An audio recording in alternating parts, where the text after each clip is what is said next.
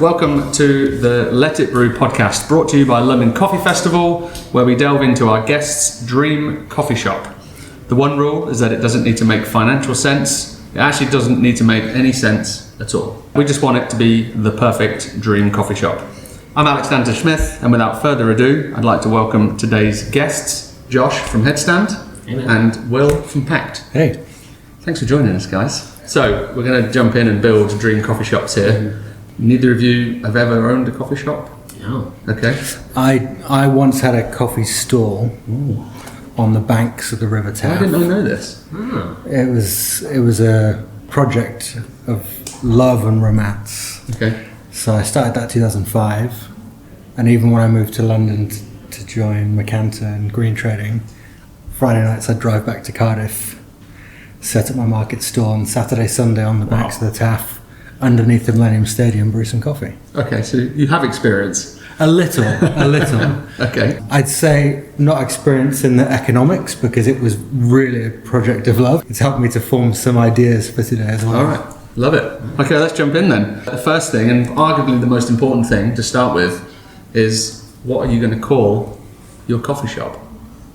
You can go first. I feel like you've got because money doesn't matter, and so having anyone actually want to go is really, that doesn't matter at all. You got to go with whole load of lattes or thanks a latte, like just something really, when they see it like on the internet, they think that's a place, and that's what I want to evoke. Because then like making an okay coffee is like, you know, doing an alright job, because they were really expecting something crap, but I delivered. So you want to evoke the eye roll? I want to set the standards super low. Okay. So then I can actually beat them. Okay. Yeah. This is an interesting angle. Okay, Will? I came in with an idea, but when you just said money is no object, I hadn't considered the fact that means legal costs are no object. Correct. Either. You can literally rip off whatever you want. Nike, Coca-Cola. Yeah. They're in Kenya. There's a cafe called Starbucks in Newtown, and apparently Starbucks has been trying to sue them for ages because they like source their coffee from around there, and it's just like some guy who's like decided to call his cafe Starbucks. You could go with anything. Yeah. This opened up a whole bunch of new options that I had not considered. But actually coming in, I was thinking, I'm sure you're aware from your coffee sourcing days, you go traveling around Latin America, you're going to find a million coffee farms called El Mirador or Santa Barbara, Primavera. And actually my favorite one is La Esperanza. Yeah. You know, it means to wait. You know, it's a slow thing. Okay. So I was thinking La Esperanza. It's nice. Just set a standard. Things are going to be slow. You just be prepared to wait. Come just here relax and expect it to take a Yeah, while. grab a hammock. Get ahead of yourself. Ask questions later. Really good one. Grab a hammock. We'll be with you in just a minute. Yeah. Have a siesta. It's all going to be good. All right, I'm into it. This is a good start. So maybe this name is going to influence where your coffee shop is. Where are you building the coffee shop? Where are you opening it? Where are you going to put it? Do you want me to go first? It's a free-for-all. Okay.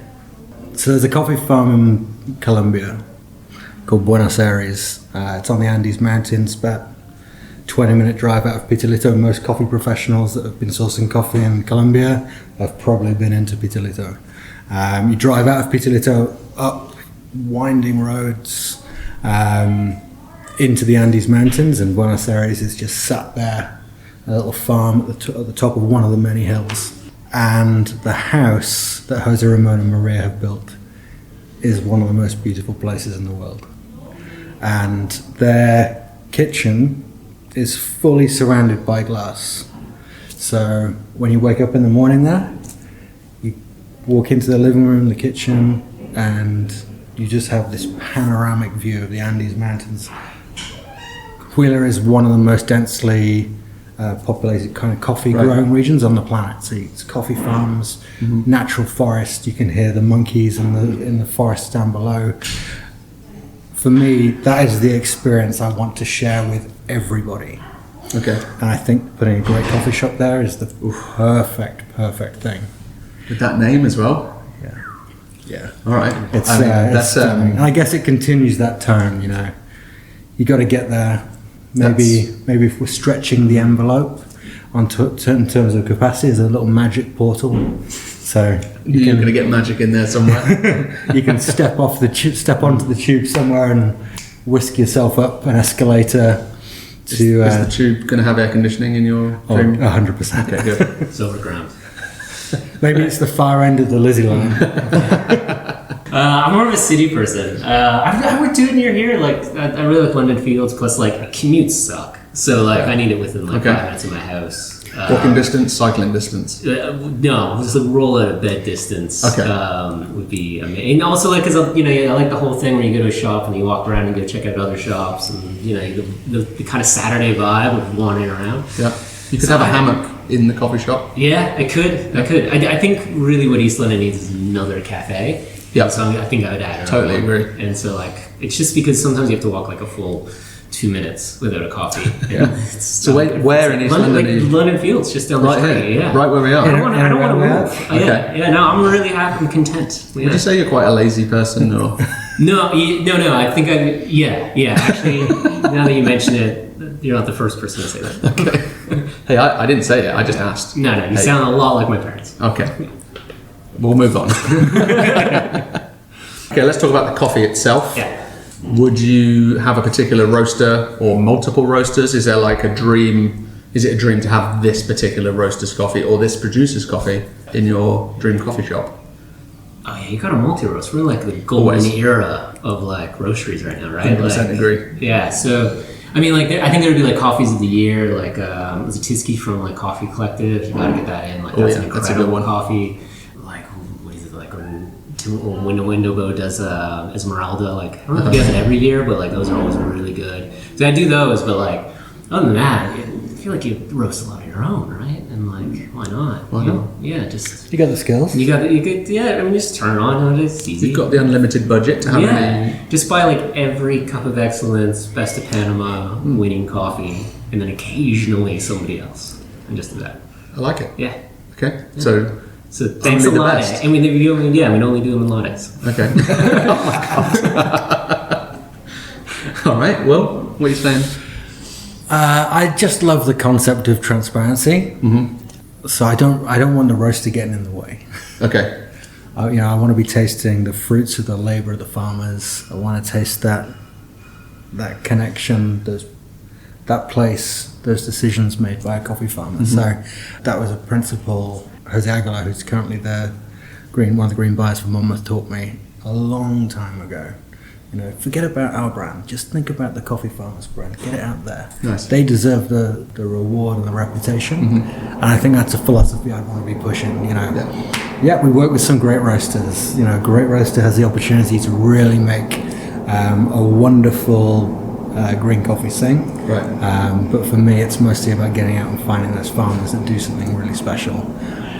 Bringing in coffee from smallholder farmers across Latin America and East Africa, where I tend to work, and those wonderful relationships, breaking down the supply chain to a smaller group of people as we can work with. Yeah, and having lots of variety. I think giving regular variety to consumers gives them a better chance of recognizing what specialty coffee is. Yeah, right. So there'd be loads of different coffees available from lots of different places, and some from the same place. Right. Los Nogales would be just down the road. Mm-hmm. So, I've been working with Oscar since 2017. He could just, drive over with a couple of different options that are new, make it really easy to show consumers. These are two coffees from the same farm, and they taste wildly different. Really, really intro a new characteristic to people. And only serving them in lattes, or? Serving them every which way, however a customer wants it. Like dirty chocolate. I was drinking a coffee the other week, and I was literally like, the cupping notes of this are literally dirty chai. This is gonna fly out. Famously. Yeah. Nice. Okay. Very polar opposites on the roasters there. I enjoyed that. What about a unique trait for your coffee shop? Is there something that it would have that people it's known for this, the hammock or the that we take our time. It's the slowest you'll ever see for a coffee shop. What's the unique trait for your place? I think it's that. Yeah. Pull up a hammock, lay back. We'll get to you, and it's going to be great. But just leave all your problems at the door. Mm-hmm. Maybe that magic portal that's coming in up the escalator can just mean everyone's got as much time as they want. You can just come and you can spend an hour a day, a week, just relaxing in a wonderful environment. I feel very zen all of a sudden. This is like very chill. Yeah, I like it. Yeah. All right. I have no idea if anybody would care about it, but I think like remixing coffees, like taking other roasteries' coffees and blending it with your own and creating remixes, I think would be really fun for probably me only, not like anyone else. I mean, I want to try it immediately, but I don't know if I like it. And yeah, exactly, right. That's the fun though. Yeah, and so I think that would probably be a good way to occupy my time of like trying to figure out like the coffee that I will, like of all the coffees that exist, getting a coffee from some random roastery and just creating a remix as a blend with whatever they're doing and just sort of interpreting it in a different way. It's a good name for a coffee shop as well, isn't it? Remix. Yeah. Oh no, it's no puns. Come on. All about the puns over here. Love it. Okay, what about equipment? Is there a dream setup for your coffee shop? Espresso machines, pour over gear, grinders, or whatever else you're serving as well? I'll need all of those. All of those. All those things. Any like particular items that you're like, if I was doing it, I'd have to have this, and this? I love the mud bar. I just think it looks so beautiful. Yeah. And sleek. I guess there's that element of the mirror finish to it that just kind of reflects in the environment it's in. Yeah. So you put it at the top of a mountain in forests and you get that, like it becomes part of the place it is, which I love. It's also a nice way to keep the coffee bar open. Yeah. Like you can see the barista and vice versa. It's really nice. Yeah. Yeah. I think, probably Mark Koenig, EAT, GBW, keep things efficient. Don't want waste, keep things sustainable. I was experimenting with the latte art factory, and I'm pointing at Josh because I was playing with it with oat milk a couple of months ago, and for me it's a game changer. Yeah. I'm lactose intolerant, so I can't drink milk, but I don't tend to drink milk alternatives just because I've never really found them to work perfectly. But blending oat milk with the latte art factory just completely blew me away. Interesting. And I think it really opens up that market to everybody more. So Right. I'd definitely stick one of those in. Get it in there. Yeah. Nice. Especially with that functionality to switch out espresso martini mix in the evenings and just file those out nice and quick. Okay. Because obviously That's this thing's, tough. Yeah, this yeah. thing's going all day. Yeah. We're gonna have the sunsetters, espresso martinis, a little bit of rum, a little bit of cachaça. Bring in all the. Just take a minute to close our eyes and imagine being there. It sounds- And then a little roast so that when Oscar brings his coffee over or Jose Ramon's got a new lot, we can just roast it up and taste it with everybody in the cafe. Okay. That sounds good. I'm in, yeah. Again, Vegas cafe is better. You just keep selling it to me. yeah. It's fantastic, really. I'm not much of a gearhead, so I won't know as well what is actually good versus because I think I aged out of barista stuff 10 years ago, so I'm like BB seem nice. But I like the idea of what decent allows you to do with the modular thing. Right. So if you could have a cafe with almost like a barbershop style where you have different baristas and they're each doing something different, and you could actually and they could be doing their own thing. Right. I have no idea if they're good machines though. But I like the fact that they're a single machine that you can kind of get pretty nerdy about. So you could have the nerdy barista on one end, and you could have the person who's just no, that's just just 30 seconds, and that's just what this is. Right. And so people could kind of treat it like they're baristas, they get to know them, kind of like the barbershop feeling. Nice. You can get a good filter coffee out of it, decent, actually. Can you? I've had it. Suited in New York. Nice. And I ordered a filter and they did it on the decent. Yeah. It was decent. That's what I mean. It's on the They've label, named it perfectly. You know? Yeah. You've just made me realise I didn't even stick any filter coffee in there. Yeah. And you've got to have filter. Go. Yeah. I can't remember what it's called. Do you know that Marco thing that comes out of the tin? Oh, yeah. The Splurty. Marco. It's called a Splurty, isn't it? Is it? I don't know. SP9. Yeah. Splurty. The Marco Splurty. Get in there. Splurty. Love that thing. You Okay. know, obviously connections with the V60, but then the lovely little fellow brewer as well. Switch it in. Lovely. I love that. I love the brewed to order culture. Yep. I'm not so keen on the inconsistencies in it, so I think that just brings together a bit more consistency, Yeah. brew temperature and timings, and keeps things relaxed and bar, which is what Which fits the everything is vibe, about. Friends it, yeah. Yeah. Okay. What about beyond coffee? Obviously, we're here at Ozone. We've just been talking about how amazing the food is here, as well as the coffee. What's your specialist food item in your coffee shop?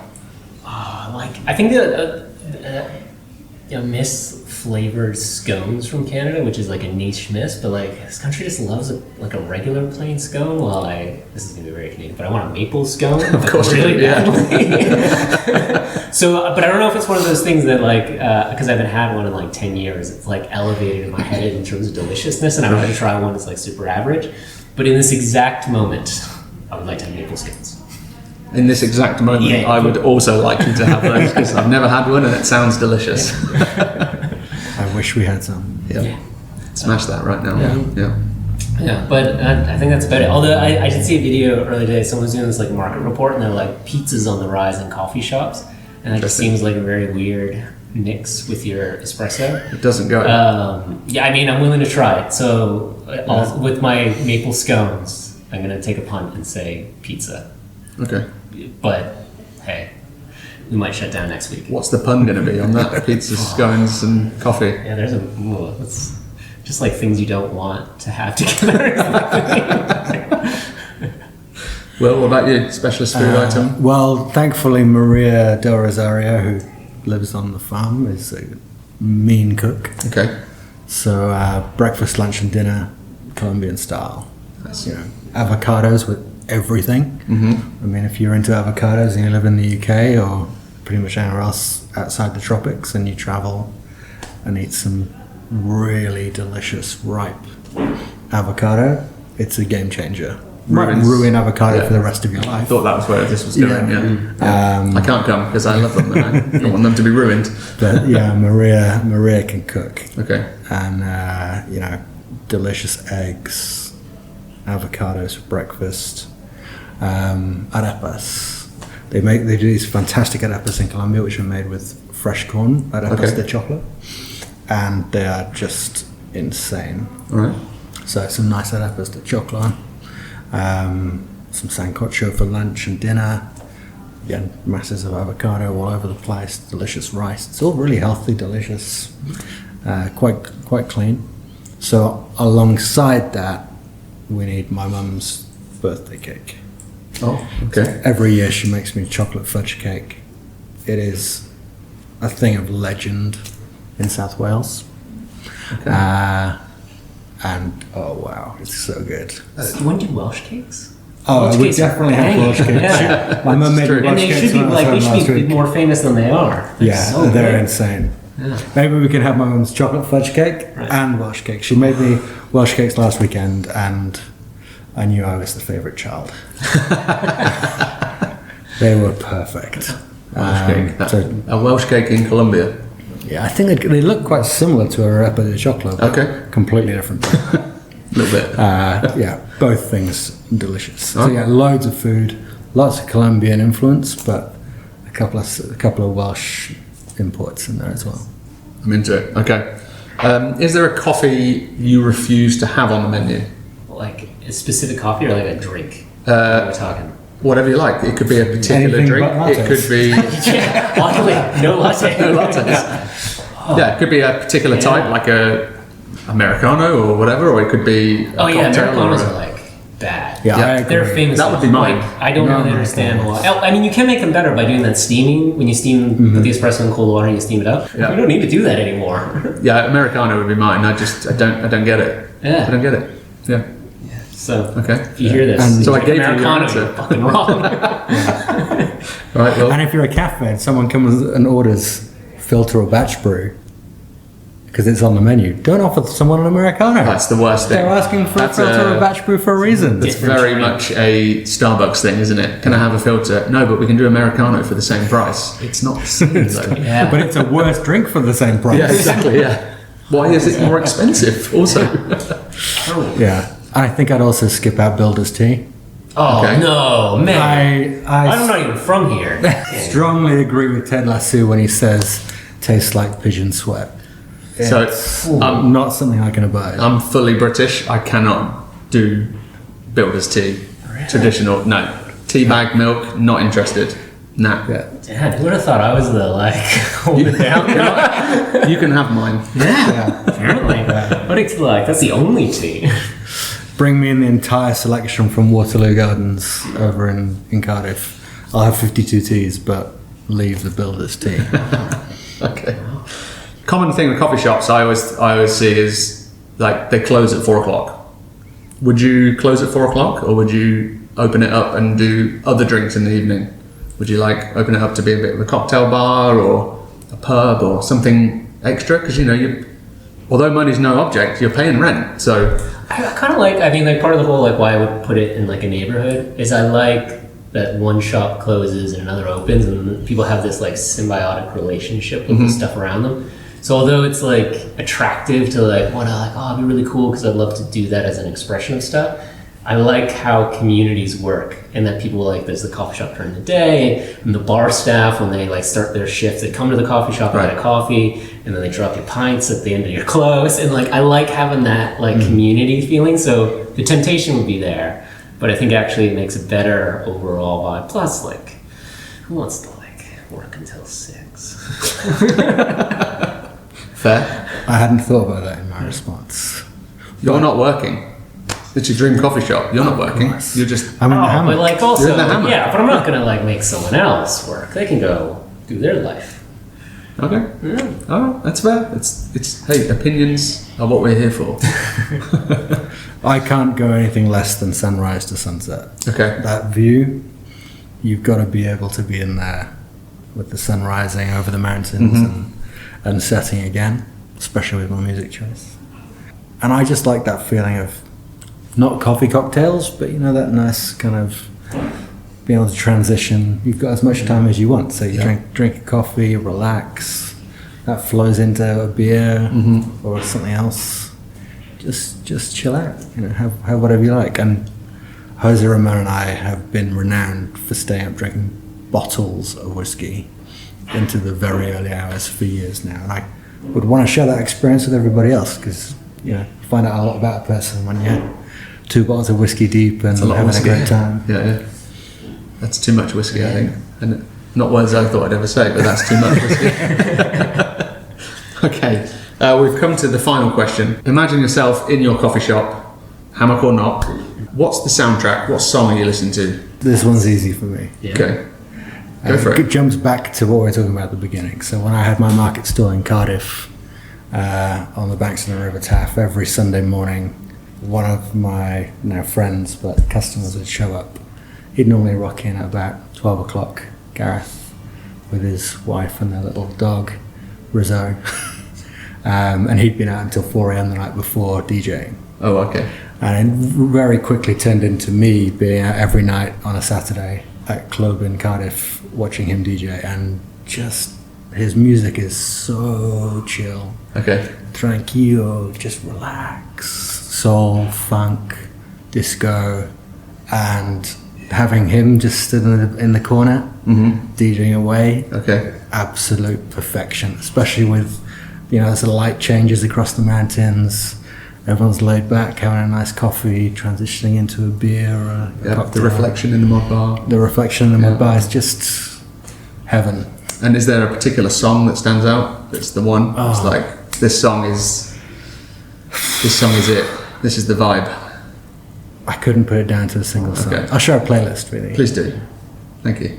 He made a playlist for my UKBC routine in 2010 or something. Love it. I want to hear it. I've got that somewhere. I'll share it. Okay, I'm ready for that. I think part of the magic is when the baristas when you take rounds of putting on music, and then you argue with each other or why this music is good, or you get that moment, or you ride the vibe of the cafe as it's going along, but then sometimes there's that like high contrast, so it's 7 a.m. and you walk in and it's just like aggressive hip hop or something, or you're just like blasting Lady Gaga at close, so people like that. I do like that kind of contrast and like just having that freedom of riding the moment.